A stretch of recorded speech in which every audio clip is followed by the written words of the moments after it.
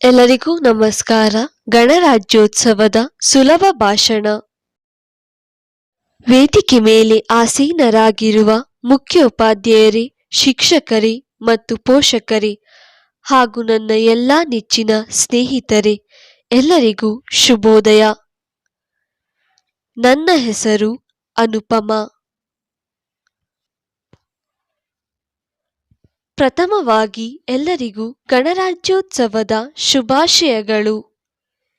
ಈ ಸುಸಂದರ್ಭದಲ್ಲಿ ಗಣರಾಜ್ಯೋತ್ಸವದ ಬಗ್ಗೆ ಒಂದೆರಡು ಮಾತನಾಡಲು ಬಯಸುತ್ತೇನೆ. ಭಾರತದಲ್ಲಿ ಪ್ರತಿ ವರ್ಷ ಜನವರಿ 26ರಂದು ಗಣರಾಜ್ಯೋತ್ಸವವನ್ನು ಆಚರಿಸುತ್ತೇವೆ. ಭಾರತದ ಸಂವಿಧಾನವು ಜನವರಿ 26, 1950ರಂದು ಜಾರಿಗೆ ಬಂದಿತು.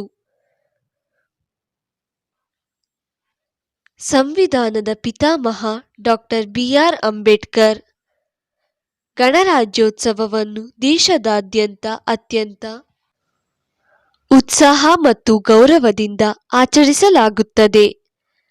ನಾವೆಲ್ಲರೂ ನಮ್ಮ ಸಂವಿಧಾನವನ್ನು ಗೌರವಿಸಬೇಕು.